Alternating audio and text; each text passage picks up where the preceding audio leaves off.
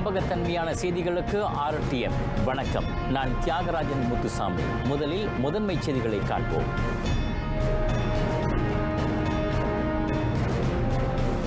COVID-19 தடுப்பூசியை பெறுவோருக்கான இழப்பீட்டு பாதுகாப்பு திட்டம் வரும் திங்கட்கிழமை அறிவிக்கப்படும். மீட்சி நிலையை நோக்கிய மாநிலங்களுக்கு இடையில் நாளை முதல் சுற்றுலா அனுமதி.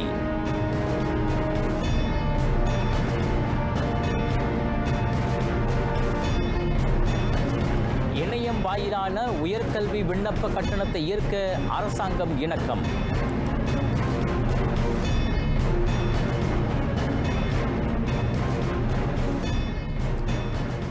நாட்டில் தொடர்ந்து 4வது நாளாக தினசரி COVID-19 தொற்று எண்ணிக்கை குறைவாக பதிவு செய்யப்பட்டுள்ளது. இன்று 1280 பேருக்கு COVID-19 தொற்று உறுதி செய்யப்பட்டது.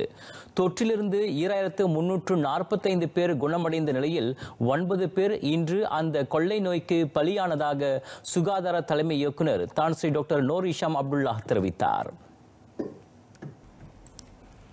மிக அதிகமான தினசரி தொற்றுகளை பதிவு செய்த மாநிலமாக தொடர்ந்து ஸ்லாங்கூர் உள்ளது. அங்கு 464 பேருக்கு தொற்று உறுதிப்படுத்தப்பட்டுள்ளது. அதனையடுத்து ஜோஹரில் 165 பேரும், சரவாக்கில் 163 பேரும் தொற்றால் பாதிக்கப்பட்டிருப்பதாக Tan Sri doctor Noor Hisham Abdullah கூறினார். இன்று 19 தொற்று பரவல்கள் முடிவுக்கு வந்தன. அதேவேளை புதிதாக 9 தொற்று பரவல்கள் அடையாளம் காணப்பட்டுள்ளன. அவற்றுள் 6 வேலை இடங்களை உட்படுத்தியவையாகும்.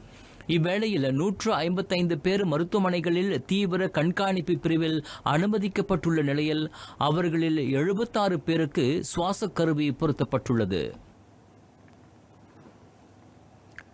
COVID-19 தடுப்பூசியை பெற்றுக்கொள்வோருக்கான இழப்பீட்டு பாதுகாப்பு திட்டத்தை அரசாங்கம் அடுத்த வார திங்கட்கிழமையன்று அறிவிக்கும் என அறிவியல் தொழில்நுட்ப புத்தாக்க அமைச்சர் கைரி ஜமாலுடன் தெரிவித்தார்.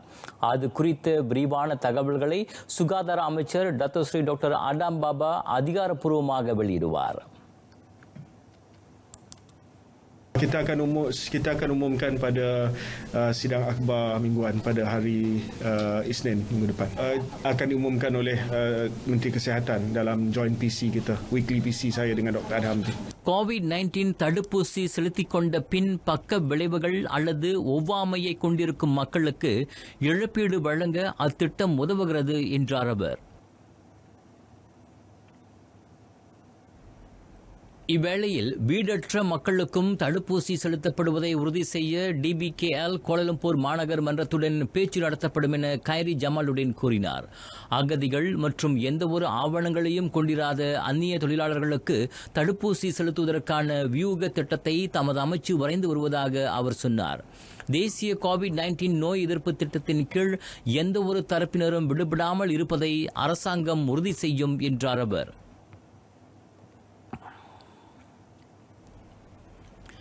இதனிடையே COVID-19 தடுப்பூசியை இருமுறை முழுமையாக பெற்றுக்கொண்டவர்களுக்கு இலக்கவியல் சான்றிதழை வழங்கும் பரிந்துரை ஆராயப்படும். தடுப்பூசி பெற முடியாதவர்களுக்கு தடுப்பூசி கடப்பிதழுக்கு பதிலாக விலக்களிப்பு சான்றிதழ் வழங்கப்படலாம். எனினும் இந்த விவகாரம் குறித்து இன்னமும் துல்லியமாக கலந்தாலோசிக்கப்பட்டு வருகிறது என கைரி ஜமாலுடன் தெரிவித்தார். 2ஆம் கட்ட தடுப்பூசியை பெற்றுக்கொள்ளும் ஒவ்வொருவருக்கும் மாய் சுஜாத்ரா செயலியின் வாயிலாக அதற்கான சான்றிதழ் வழங்கப்படும். இத்திட்டம் குறித்து WHO உலக சுகாதார அமைப்பிடமும் உலக நாடுகளிடமும் முறையாக தெரிவிக்கப்படும். இதன் வழி வெளிநாடுகளுக்கு செல்லும் மலேசியர்கள் தடுப்பூசி பெற்றவர்கள் என்பதனையும் அவர்கள் பாதுகாப்பானவர்கள் என்பதனையும் உலக நாடுகளுக்கு புலப்படுத்த முடியும் என அமைச்சர் கூறினார். இணையத்தில் COVID-19 தடுப்பு மருந்துகள் விற்கப்படுவது தொடர்பில் அறிவியல் தொழில்நுட்ப புத்தாக்க அமைச்சு பல புகார்களை பெற்று வருகிறது. எனினும் பொதுமக்கள் இந்த விவகாரம் குறித்து சுகாதார அமைச்சிடம் புகார் அளிக்க வேண்டும் என கைரி ஜமாலுடன் வலியுறுத்தினார். Ada kita terima secara umum sahaja, tetapi saya minta mereka buat laporan kepada KKM. KKM is the right authority to report any black market for vaccines. முன்னதாக இணையம் வாயிலாக தடுப்பூசிகள் விற்கப்படுவதாக வெளியிடப்பட்ட விளம்பரங்கள் போலியானவை என்பதை சுகாதார தலைமை இயக்குநர் தான் ஸ்ரீ டாக்டர் நூர் இஷாம் அப்துல்லா உறுதி செய்தார். மலாயா பல்கலைக்கழகத்தில் நிறுவப்பட்டுள்ள தடுப்பூசி மையத்தை பார்வையிட்ட பின்னர் கைரி ஜமாலுடீன் செய்தியாளர்களிடம் பேசினார். நாளை தொடங்கி மீட்சி நிலையை நோக்கிய நடமாட்ட கட்டுப்பாட்டு உத்தரவு விதிக்கப்பட்டிருக்கும் மாநிலங்களுக்கு இடையே சுற்றுலா மேற்கொள்ள அரசாங்கம் அனுமதி வழங்கியுள்ளது. சுற்றுலாத்துறையை உந்தச் செய்ய மேற்கொள்ளப்படும் திட்டத்தின் அடிப்படையில் இந்த அனுமதி வழங்கப்பட்டுள்ளதாக தற்காப்பு மூத்த அமைச்சர் டத்தோ ஸ்ரீ இஸ்மாயில் சப்ரி யாக்கூப் தெரிவித்தார். எனினும் சுற்றுலா கலை பண்பாட்டு அமைச்சிடம் அனுமதி பெற்று கடுமையான SOP நிர்ணயிக்கப்பட்ட நடைமுறைகளுடன் மாநிலம் கடந்து பயணிக்க அனுமதிக்கப்படும். அவ்வமைச்சிடம் முறையாக பதிவு பெற்ற சுற்றுலா நிறுவனங்கள் வாயிலாக மட்டுமே மக்கள் தங்கள் பயணங்களை மேற்கொள்ள முடியும். அந்த நிறுவனங்கள் ஏற்பாடு செய்யும் வாகனங்களுக்கு போலீசாரிடம் அனுமதி பெற்றிருக்க வேண்டும். இதற்கிடையில் சொந்த வாகனங்களில் சுற்றுலா பயணம் மேற்கொள்ள தொடர்ந்து அனுமதி மறுக்கப்பட்டுள்ளது. நிபந்தனைக்குட்பட்ட நடமாட்ட கட்டுப்பாட்டு உத்தரவு விதிக்கப்பட்டிருக்கும் பகுதிகளுக்குள் நுழைய அந்த சுற்றுலா வாகனங்களுக்கு அனுமதி இல்லை. நடமாட்ட கட்டுப்பாட்டு உத்தரவு குறித்த செய்தியாளர் சந்திப்பில் அமைச்சர் இந்த விவரங்களை வெளியிட்டார். கெடா லங்காவி தீவில் அமலில் உள்ள நிபந்தனைக்குட்பட்ட நடமாட்ட கட்டுப்பாட்டு உத்தரவு நாளை முதல் மீட்சி நிலை நடமாட்ட கட்டுப்பாட்டு உத்தரவாக மாற்றப்படுகிறது. தொற்று மதிப்பீடு மற்றும் சுகாதார அமைச்சின் ஆலோசனையின் அடிப்படையில் அம்முடிவு எடுக்கப்பட்டதாக டத்தோ ஸ்ரீ இஸ்மாயில் சப்ரி யாக்கூப் தெரிவித்தார். லங்காவியில் ஆக கடைசியாக கடந்த மாதம் 20ஆம் தேதியன்று 2 தொற்று சம்பவங்கள் மட்டுமே பதிவு செய்யப்பட்டன. அதனை அடிப்படையாக கொண்டு லங்காவி தொற்று அற்ற பச்சை மண்டல பகுதியாக அறிவிக்கப்பட்டிருப்பதாகவும் டத்தோ ஸ்ரீ இஸ்மாயில் சப்ரி கூறினார். எனினும் கிடாவில் விதிக்கப்பட்டிருக்கும் நிபந்தனைக்குட்பட்ட நடமாட்ட கட்டுப்பாட்டு உத்தரவு தொடர்ந்து நிலைநிறுத்தப்படுகிறது. இதனிடையே நடமாட்ட கட்டுப்பாட்டு உத்தரவை மீறியதற்காக நேற்று 269 பேர் கைது செய்யப்பட்டனர். அவர்களில் 151 பேருக்கு அபராதம் விதிக்கப்பட்ட வேளை எஞ்சிய 18 பேர் தடுப்பு காவலில் வைக்கப்பட்டதாக டத்தோ ஸ்ரீ இஸ்மாயில் சப்ரி குறிப்பிட்டார். 2021 முதல் 2022ஆம் ஆண்டு வரைக்குமான இணையம் வாயிலான உயர்கல்வி விண்ணப்பத்துக்கான கட்டண செலவை முழுமையாக ஏற்றுக்கொள்ள உயர்கல்வி அமைச்சு இணக்கம் தெரிவித்துள்ளது. பொது பல்கலைக்கழகங்களிலும் பொது திறன் கல்வி பயிற்சி கழகங்களிலும் மாணவர்கள் கல்வியை தொடர அது வழிகோலும் என உயர்கல்வி அமைச்சர் டத்தோ ஸ்ரீ டாக்டர் நுரைனி அஹ்மத் தெரிவித்தார். Kalau sebelum ini sedikit bayaran dikenakan untuk mendapatkan PIN. Jadinya mereka kena beratur pula dekat BSN. Tapi kita mengambil kira keadaan COVID, mengambil kira keadaan sekarang di mana dengan cabaran-cabaran, dengan susah dan segalanya. Jadinya kita mengambil kira tersebut. Jadinya kita membuat keputusan untuk tidak mengenakan bayaran tersebut kepada pelajar. திரையில் காணப்படும் அகப்பக்கம் வாயிலாக பொது பல்கலைக்கழகங்களுக்கும் பொது திறன் கல்வி கழகங்களுக்கும் மாணவர்கள் விண்ணப்பிக்கலாம். ஜனவரி 4ஆம் தேதி தொடங்கி இம்மாதம் இறுதி வரை அனைத்து பிரிவு மாணவர்களுக்கான விண்ணப்பம் திறந்திருக்கும். இவ்வேளையில் தேர்வு செய்யும் கல்வித்துறைக்கு ஏற்ப கல்வி தவணை காலம் மாறுபட்டிருக்கும். RTM அங்காசா பொறியில் நடைபெற்ற SPM தொலைக்காட்சி நிகழ்ச்சியில் கலந்து கொண்ட பின்னர் அமைச்சர் செய்தியாளர்களிடம் பேசினார். தேசிய டிவேட் தொழில்நுட்ப தொழிற்கல்வி பயிற்சி மன்றத்தின் செயல் திட்டங்கள் குறித்து துல்லியமாக ஆராய மனிதவள அமைச்சர் டத்தோ ஸ்ரீ M சரவணனை சந்திக்கவிருப்பதாக டத்தோ ஸ்ரீ நுரைனி தெரிவித்தார்.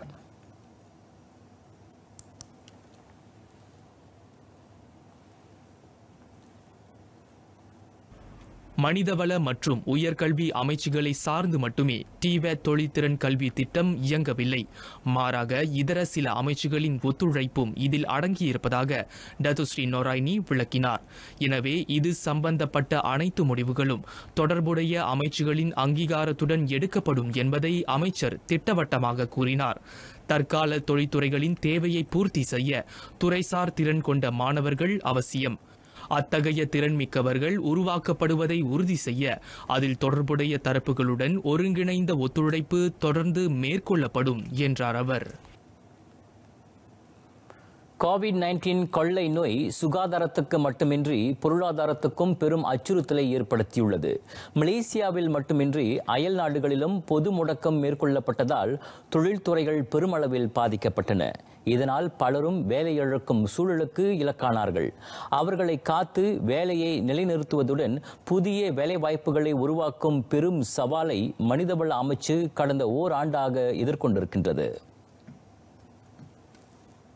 பரிகாத்தான் நேஷனல் அரசாங்கத்தில் மனிதவள அமைச்சராக டத்தோஸ்ரீ எம் சரவணன் பதவியேற்று நாளையுடன் ஓராண்டு நிறைவடைகிறது. இந்த ஓராண்டில் தொழிலாளர்களை வேலையில் தக்க வைப்பதில் தமது தரப்பு பெரும் பங்காற்றியிருப்பதை அமைச்சர் நினைவு கூர்ந்தார். 2.72 மில்லியன் மலேசிய தொழிலாளர்களுடைய வாழ்க்கை நலத்தை பாதுகாக்கக்கூடிய நடவடிக்கை மனிதவள அமைச்சு மேற்கொண்டது. இதன் வாயிலாக 2.7 மில்லியன் தொழிலாளர்கள் மட்டுமல்ல, ஏறக்குறைய 300 லட்சத்திற்கும் அதிகமான நிறுவனங்களுடைய தலைவிதி மாற்றி அமைக்கப்பட்டது.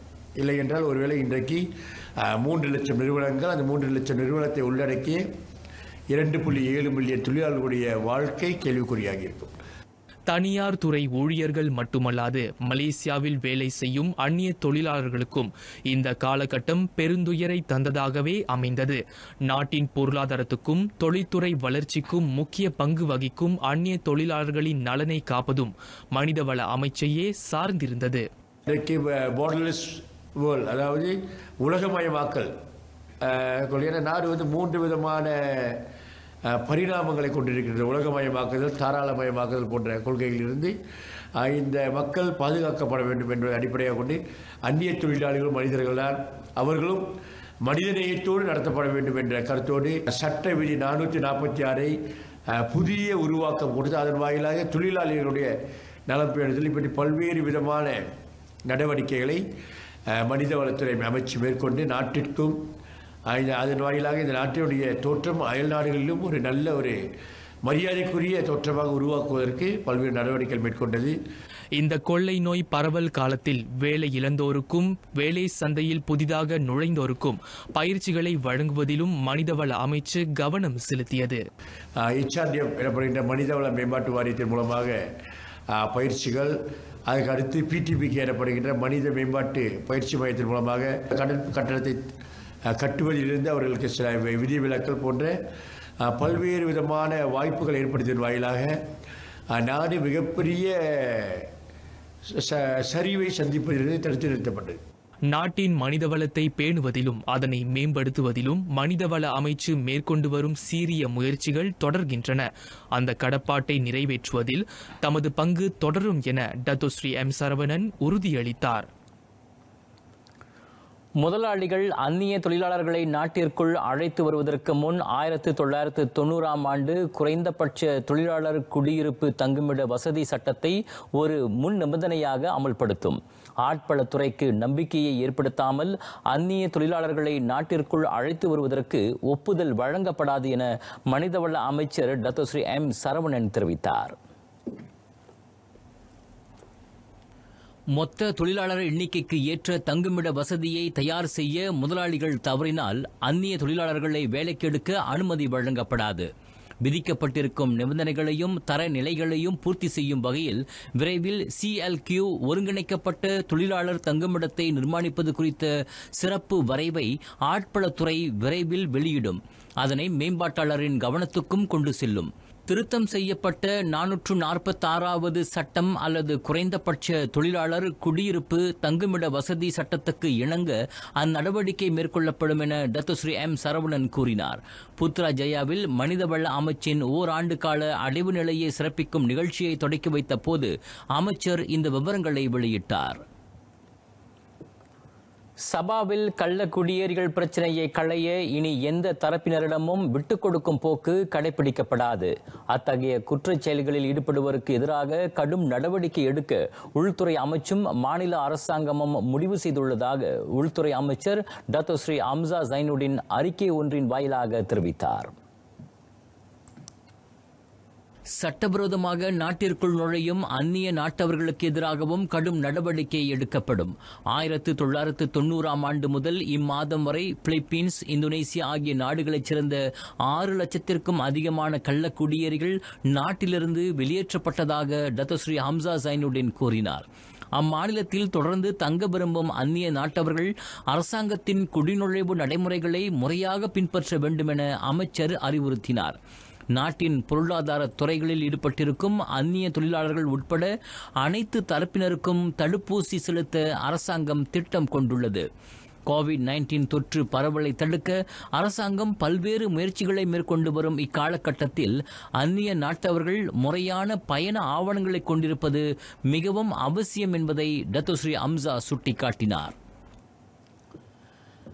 SPM தேர்வு முடிவுற்றதும் ஆசிரியரை இழிவுபடுத்தும் வகையிலான வார்த்தைகளை தங்கள் பள்ளி சீருடைகளில் கிறுக்கிய மாணவர்களின் செயல் பாதகமாக முடிந்தது.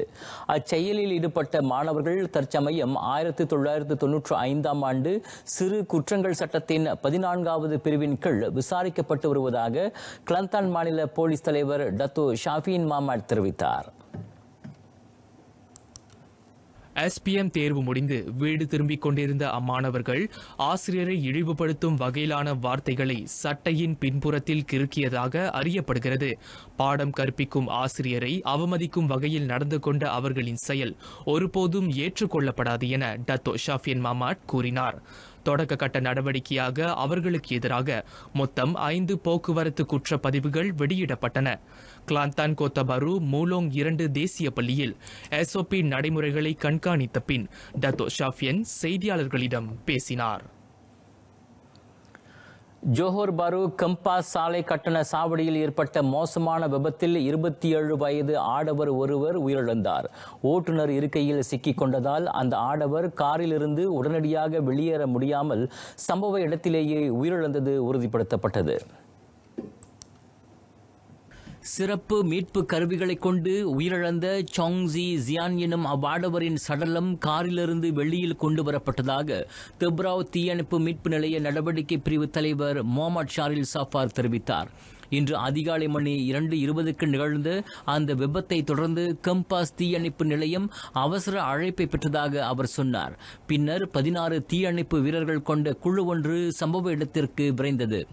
1 மணி நேர மீட்பு நடவடிக்கைக்கு பின்னர் அந்த ஆடவரின் சடலம் தொடர் நடவடிக்கைக்காக போலீசிடம் ஒப்படைக்கப்பட்டதாக முகமது ஷாரில் சாஃபார் கூறினார்.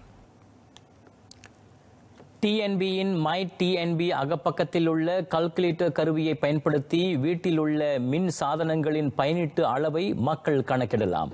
TNB நிறுவனம் அதனை ஒரு அறிக்கையின் வாயிலாக தெரிவித்தது.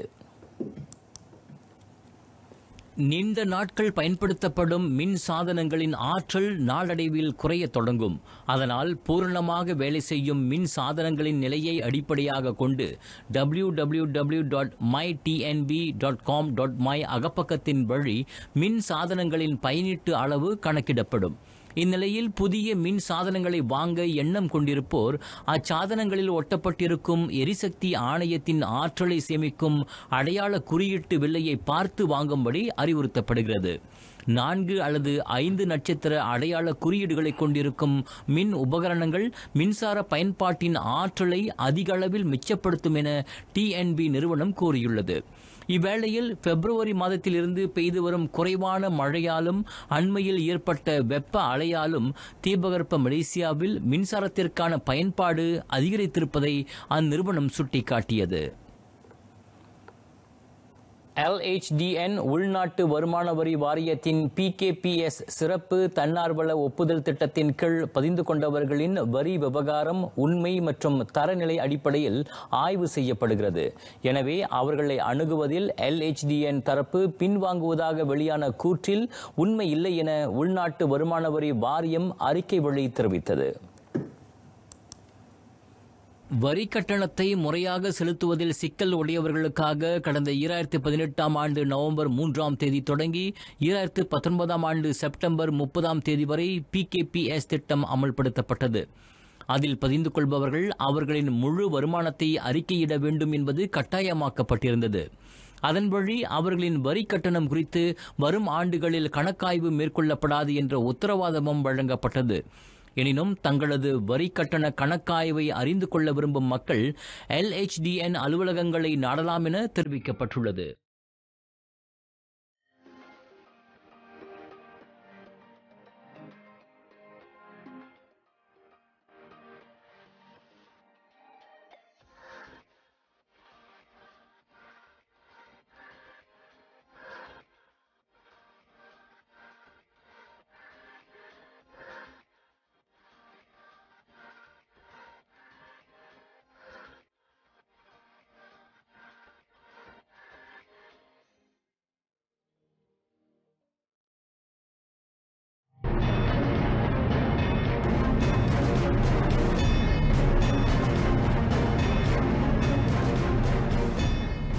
வியட்நாமில் நடைபெறவுள்ள 2021 சி விளையாட்டுப் போட்டிக்கான மலேசிய அணியை தலைமையேற்க மலேசிய காற்பந்து சங்கத்தின் தலைவர் டத்து ஹமீடின் முகமது அமீன் நியமிக்கப்பட்டுள்ளார்.